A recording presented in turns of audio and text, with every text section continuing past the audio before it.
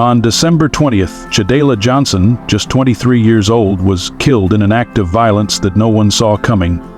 Her life was taken not because of some long-standing feud or betrayal, but simply because she didn't respond to his texts. Her ex-boyfriend, Carlos Lemont Jones, couldn't accept it, and in a moment of blind anger, he did the unthinkable. He shot Shadayla 15 times, leaving her lifeless outside her home, all because she chose not to reply to his messages. It was an eruption of emotions that had been brewing for weeks, a relationship hanging by a thread, and yet no one could predict how things would escalate. Think about that for a second. 15 shots over a text message. What does that tell us? Do you think this tragic event could have been prevented? What signs did we miss along the way? Could the outcome have been different if someone had seen the warning signs? Share your thoughts in the comments below.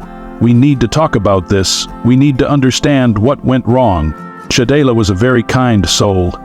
People around her described her as caring, driven, someone who always tried to make the best out of everything.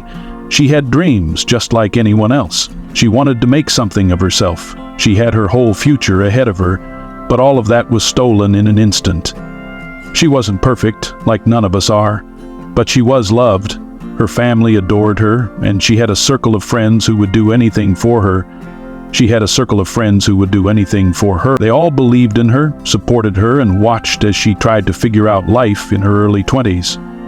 But no one expected that her life would end so violently, so suddenly, because of a simple decision.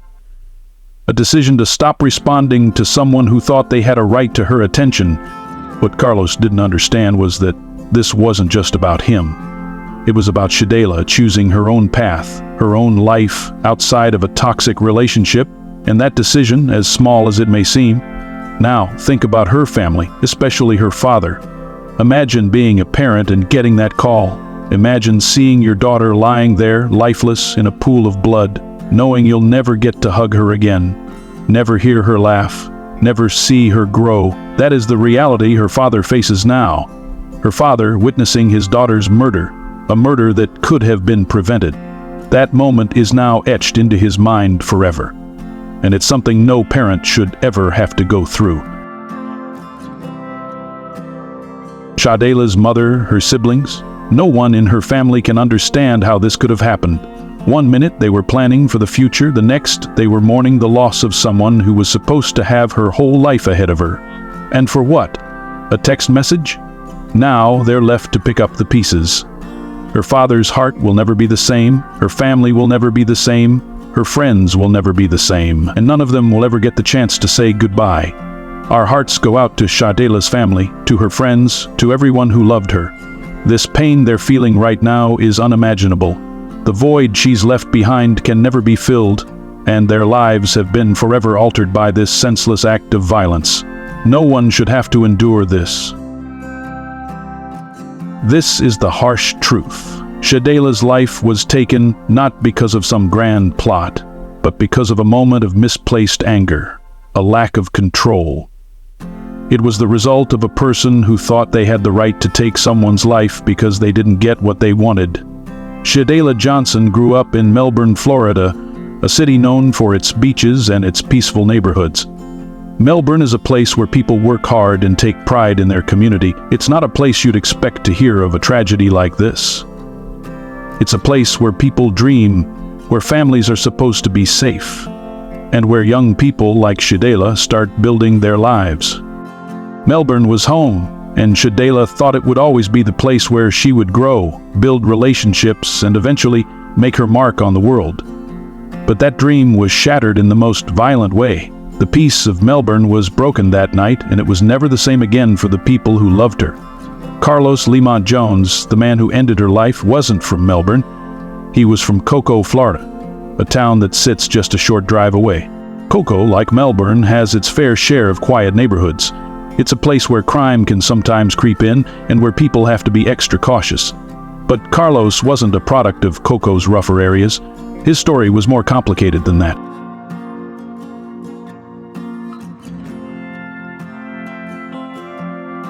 Carlos' feelings of jealousy and possessiveness had been building for weeks. He wasn't the type to let go of things easily. As Shadela tried to move forward with her life, Carlos saw her silence as a personal affront.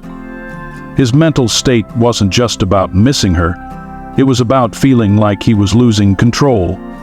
He couldn't stand the thought of Shadela living her life without him in it. The more she pulled away, the more it hurt him. The town of Coco, like Melbourne, probably never imagined that someone from their community could end up in such a horrific situation. Carlos's actions weren't some random burst of violence. They were the result of a mindset that believed love could only be defined by ownership, not mutual respect. Carlos Lamont Jones was not a stranger to trouble. He was a 23-year-old man, someone who had been in and out of relationships before, but this one with Shadela, this one was different, or at least he thought it was. He believed he could control it, control her. Carlos had a history of jealousy. It wasn't just about love, it was about possession. The kind of love where you don't see the other person as an equal, but as something you own. Shadela, to him, wasn't just a partner. She was an extension of his own control. When things were going well, Carlos could be charming, but when they weren't, his darker side would show. In the weeks leading up to the tragedy, Shadela had begun to distance herself. She stopped answering his calls, stopped responding to his texts. She was trying to move on. She had decided she didn't want to keep going down a path that was making her miserable, but Carlos didn't understand that. He couldn't. As the days went by, Carlos' frustration grew. It became a matter of pride for him. He couldn't stand the thought of Shadela moving on without him. She wasn't supposed to leave him, and the more she did, the more he felt abandoned. His anger turned to resentment. He saw it as a personal attack. Every unanswered text, every ignored call, he took it as a sign of disrespect. But it was more than that. Shadela was reclaiming her life, and that was something Carlos couldn't handle. He began to obsess over it, over her, and the longer she stayed silent, the more it ate away at him. His mind twisted, and the thoughts he had were no longer about reconciliation. They were about punishment. He felt like he had a right to her, and if he couldn't have her, then no one could. On the night of December 20th, everything reached its breaking point. Carlos showed up at Shadela's home, knowing exactly where to find her. He was armed. He had been planning this. He walked up to her car and there was no hesitation. He didn't give her a chance to explain, to defend herself, to even say a word. He simply pulled out his gun. In those final moments, Shadela had no idea what was coming. Carlos fired 15 shots into her back. No warning, no mercy. He kept firing until the gun clicked empty. It wasn't a spur-of-the-moment decision. This was premeditated. This was a man who had thought about what he was going to do, and when the time came, he executed it without hesitation. The life of a young woman was extinguished, all because she didn't answer his messages. After the shooting, Carlos didn't run. He didn't try to hide. He was calm, detached. He walked away from the scene like nothing had happened. But the horror he left behind was unimaginable. Shadela's father was the one who found her. Imagine the pain, the shock, the confusion, to find your own daughter lying lifeless in a pool of her own blood, knowing that nothing could be done to save her. When the police arrived, they found Carlos not far from the scene. He didn't try to make up a story. He didn't try to hide his actions. He didn't show any remorse. In fact, when questioned, his words were chilling. He told the officers that if he had the chance, he would have killed Shadela's father too. He showed no signs of guilt, no sign of understanding the weight of what he had done. Carlos didn't see it as a mistake. He didn't see it as a tragedy. To him, it was a way to take control, a way to assert power over someone who dared to move on from him. His anger had consumed him. Her family, especially her father, was left to deal with the consequences of Carlos's actions. They will never get to see Shadela again. They will never get the chance to hold her, to tell her they love her, and they will always carry the weight of that night in their hearts.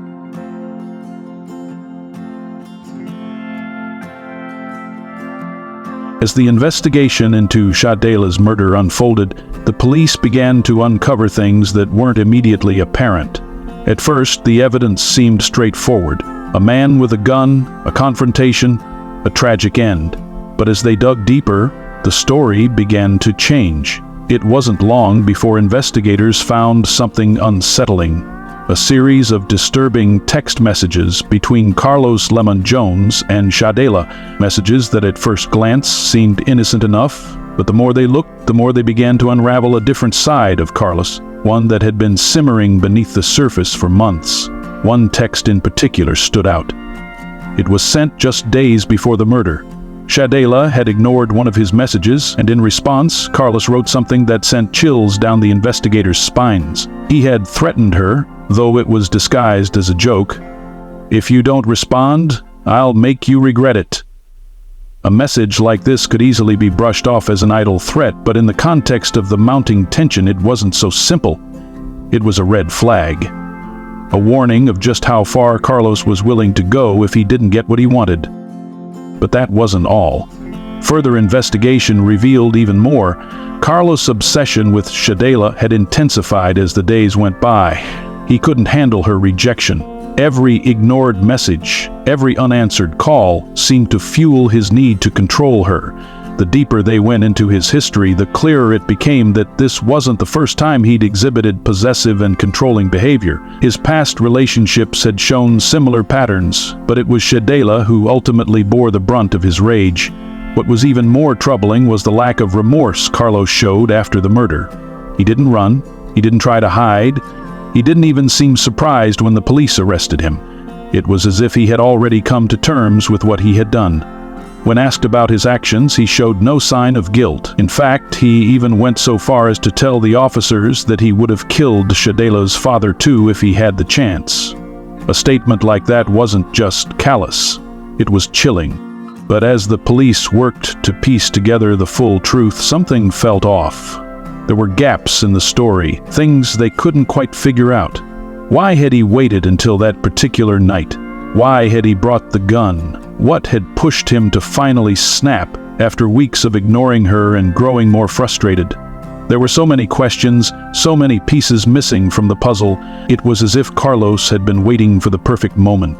And that moment arrived when Shadela stopped responding to him. The more they learned, the more unsettling it became. The story wasn't just about a violent act. It was about a man who felt entitled to another person's life. And when that person tried to take control of their own fate, he couldn't handle it. But even now, months later, there are still questions that remain unanswered. The investigation revealed some of Carlos's motives, but not all of them. There's still so much we don't know. What triggered the final act? Why didn't anyone see the warning signs before it was too late? The police may have uncovered disturbing details about Carlos's mindset, but the truth is, this case could have been stopped before it escalated. Could someone have intervened? Could Shadela have reached out for help sooner? Could the signs of control and manipulation have been seen before they reached a deadly conclusion? The one thing we know for sure is this.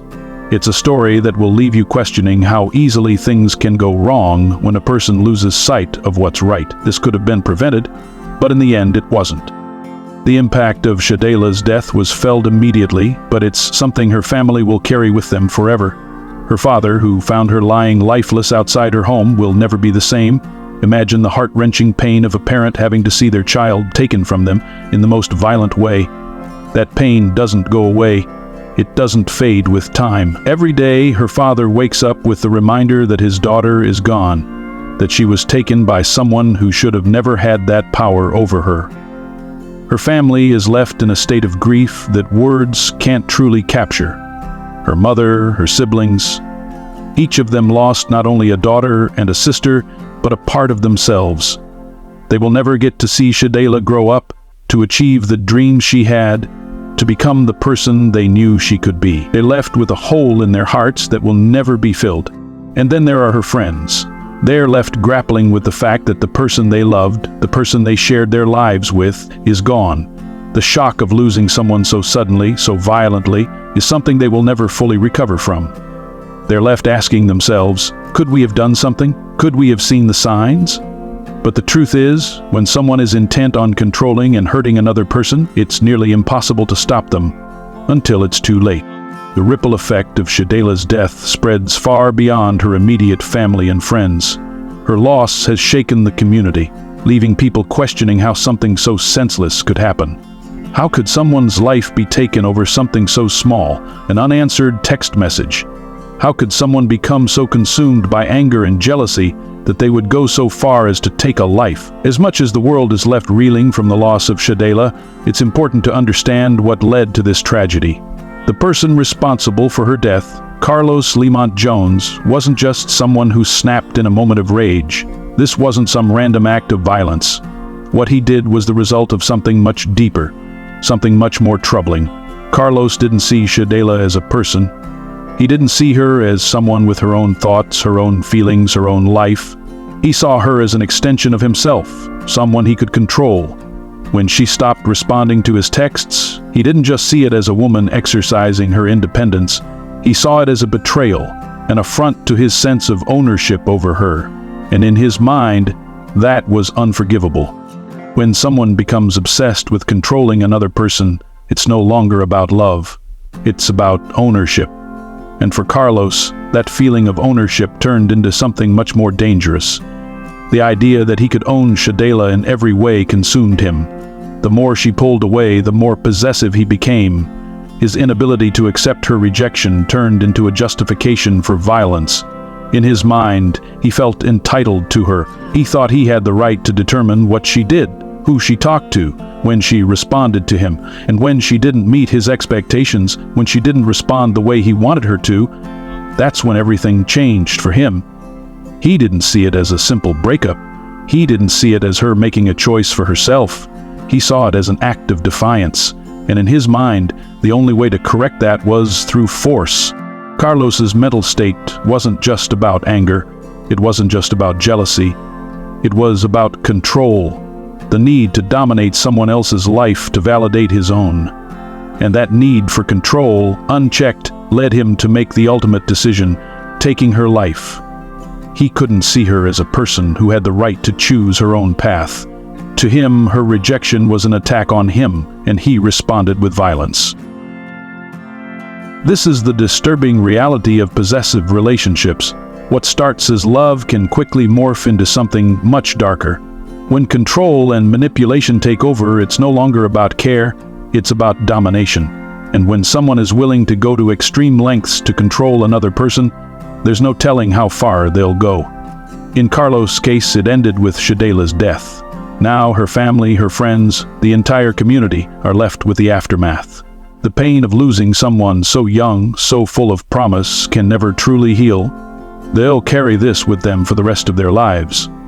And the question will always remain, could someone have seen this coming? Could someone have intervened before it reached this point?